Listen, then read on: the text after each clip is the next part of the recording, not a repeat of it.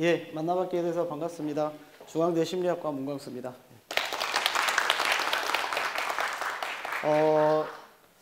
제가 평소에 대부분 이제 대학생들이나 대학원생들이랑 이렇게 강의를 하다가 이렇게 같이 공감할 수 있는 학부모님들을 만나 뵙게 돼서 참 설레기도 하고 되게 기분이 좋습니다. 왜냐하면 저도 아들 둘을 가진 현재 힘든 아빠이고 또 진로라든가 교육이라든가 학습 이런 것들에 대해서 되게 고민이 많았고 또 그런 것들을 같이 공감할 수 있는 이런 어떤 무대가 된 것 같아서 선뜻 이렇게 하게 되었고 되게 고민을 좀 많이 했습니다. 제가 심리학과에서 여러 과목들을 가르치지만 그 중에 제가 가르치는 과목이 이제 동기심리학이라는 과목이 있습니다. 어떻게 하면 동기부여를 잘할 수 있고 스스로 목표를 설정을 하고 그것을 성취하기 위해서 전진하는 그런 어떤 사람들을 만들어낼 것이냐 이런 것 등에 대해서 이제 강의를 하는데요.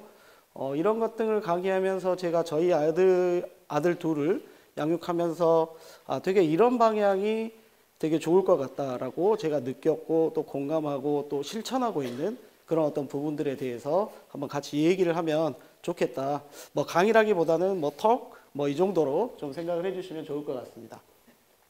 목표 성향에 대해서 얘기를 드릴 텐데 목표 성향이라고 하는 것은 뭐 너무 어렵게 생각하지는 마시고요.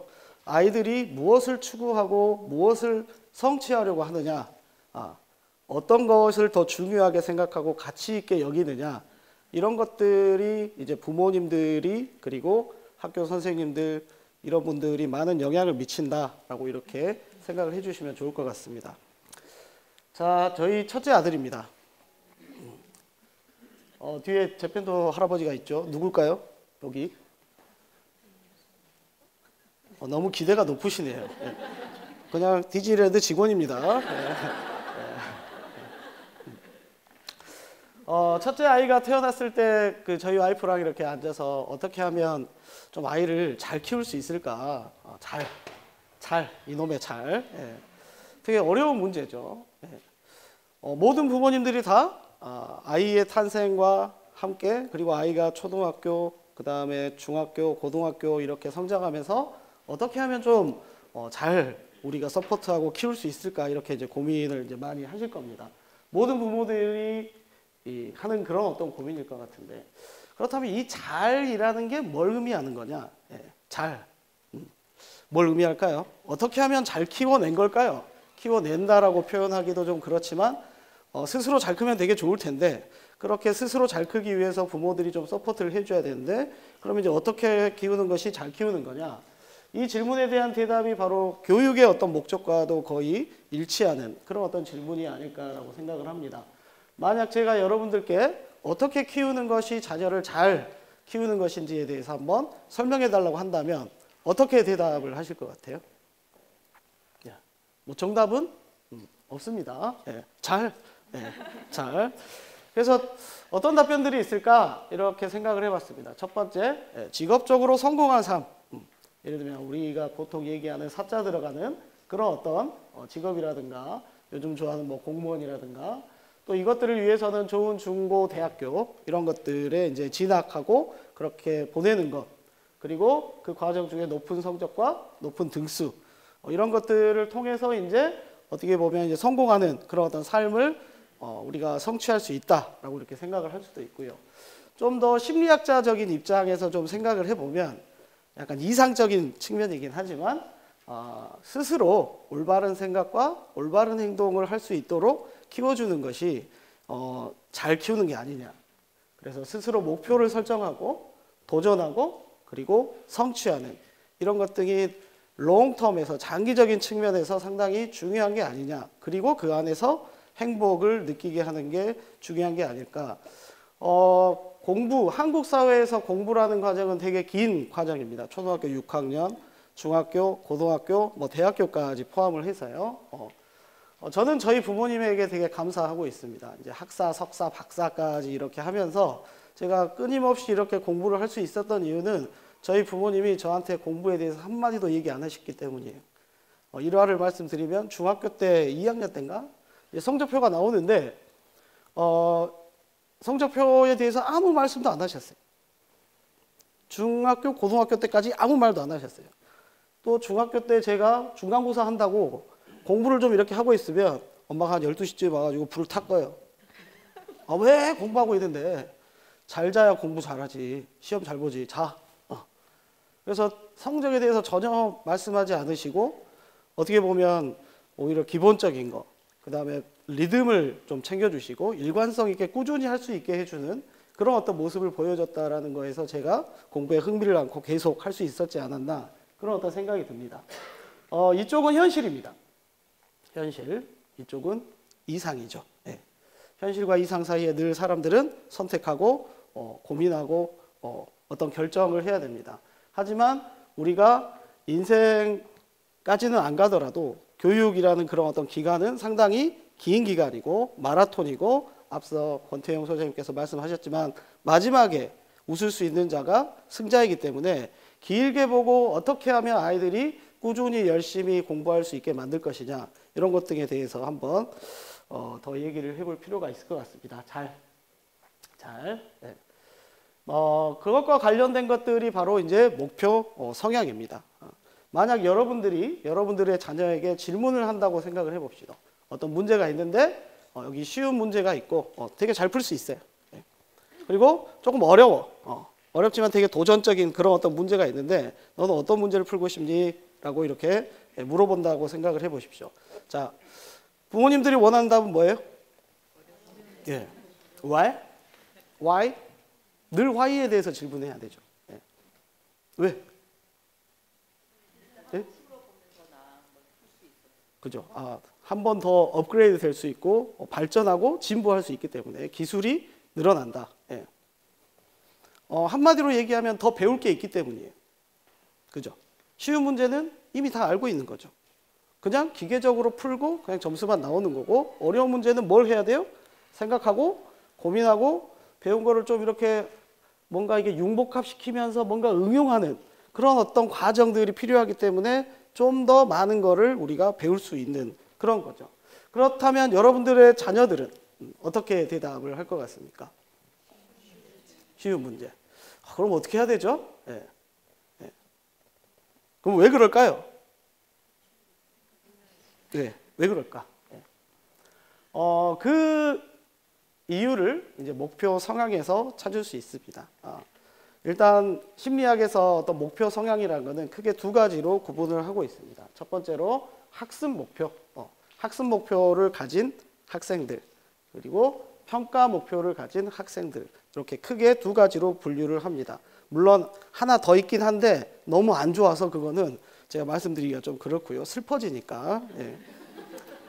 일단 학습 목표는 무엇을 목표로 하느냐, 공부하고 학습하는 과정 중에 새로운 것을 배우고 이해하는 것이 목표예요. 뭔가를 더 알았어. 뭔가 배웠어. 뭔가를 깨우쳤어. 이런 것 등에서 뭔가 더 즐거움을 얻고 이거를 위해서 이제 공부를 이제 하는 것이죠. 그리고 진보하고 과거보다 내가 이전보다 못했던 것에서 진보하고 발전되고 개선되는 것을 뭔가 목표로 하는 것을 학습 목표라고 얘기를 하고 있습니다. 그래서 뭔가 어려움이 있을 때 그리고 내가 잘 풀고 힘들어하는 그런 것 등이 있을 때 이런 것들이 나의 어떤 무능력을 얘기하는 것이 아니라 학습 과정 중에 자연스럽고 배우는 과정이라고 생각을 합니다. 그래서 지속적으로 계속 더 그 문제를 풀기 위해 매달리죠. 혹시 그런 자녀분 두신 적 있어요? 두신 분? 어떤 문제가 안 풀린다 그러면 네가 이기나 내가 이기나 한번 해보자 해서 끝까지 몰입해가지고 오냐 내가 너를 풀 때까지 내가 한번 풀어버리라. 그래서 어때요? 되게 이제 몰입해요. 그래서 끝까지 풀고 이거였구나 이런 것들을 이제 깨닫는 아이들이 주로 이제 이런 모습을 보이는 아이들이 학습 목표를 가진 아이들입니다. 평가 목표를 가진 아이들은 뭐에 민감해요? 평가에 민감해요. 누구의 평가에 민감할까요? 네. 주변 사람들의 평가에 민감합니다. 근데 주변 사람들에게 다 민감할까요? 심리학에서는 important person이라고 얘기를 하는데 되게 중요한 사람이라고 얘기를 해요. 누가 있을까요? 당연히 부모님과 선생님과 형제자매 그리고 친구들 이런 사람들이 이 한 개인의 어떤 삶에 많은 영향을 미치는 특히 나이가 어리면 어릴수록 부모님은 세상의 전부예요. 어렸을 때 생존 여부가 누구한테 달려 있어요? 부모님에게 달려 있죠. 생사 여탈권을 가지고 있죠. 예.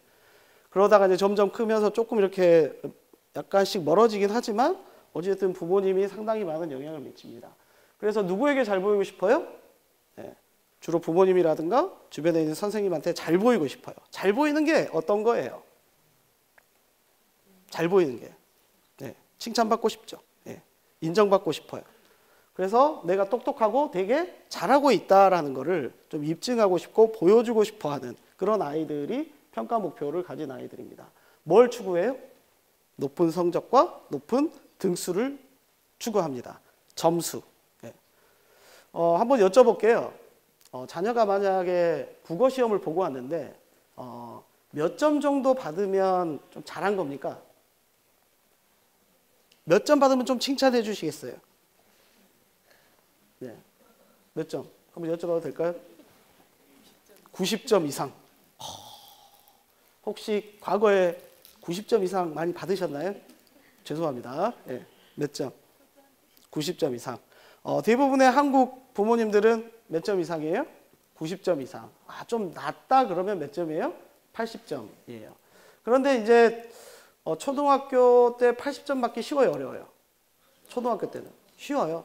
저도 이제 초등학생 아이들을 뒀지만 요즘은 시험이라고 안 하고 저희 선생님은 복습하기라고 이렇게 하시더라고요. 그래 놓고 점수는 알려주시고 어찌됐든 뭐 이름만 달랐지 시험은 시험이죠.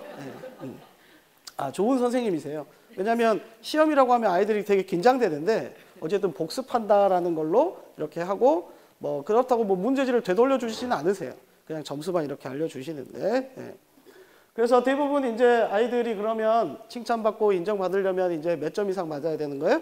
90점 이상 받아야 되죠. 근데 초등학교 때는 쉬워요, 어려워요? 쉬워. 중학교 때는? 중학교 때 조금 이제 어려워지죠. 고등학교 가면 되게 어려워져요. 그런데 이제 어찌됐든 이런 목표를 가진 아이들은 주변으로부터 인정받고 저에게 칭찬을 계속 받아 왔었는데 또 그거를 자기가 추구를 하고 있는데 갑자기 좀 어려워져요. 그래서 90점 그리고 좋은 등수를 맞기가 되게 어려워지죠. 그러면 이제 뭐가 생겨요? 평가 불안이라는 게 생겨요. 주변으로부터 좋은 평가를 받지 못할 것이라는 그런 어떤 불안들이 생깁니다. 그러면 이런 불안들이 이제 계속 이제 점수가 안 나오면 어때요? 계속 유지되고 그러면 더 불안해지고 그러면 공부가 손에 잡혀요, 안 잡혀요? 또 안 잡히면서 이제 학습 과정이 난이도가 올라갈 때, 초등학교에서 중학교 갈 때, 중학교에서 고등학교 갈 때 대부분 성적들이 하락하는 그런 어떤 모습들을 좀 보입니다. 그래서 실패 시 좀 부끄러워하고 좌절하고 그래서 실패하고 점수가 낮은 것에 대해서 잘 수용하지 못하고 가급적이면 그런 상황을 안 마주치고 싶죠. 그러면 이제 제일 좋은 방법이 뭐예요? 제일 좋은 방법, 포기. 포기. 자기를 다 딱 하는 거죠. 그래서 이제 가끔 이제 그런 어떤 모습들이 이제 보이기도 합니다.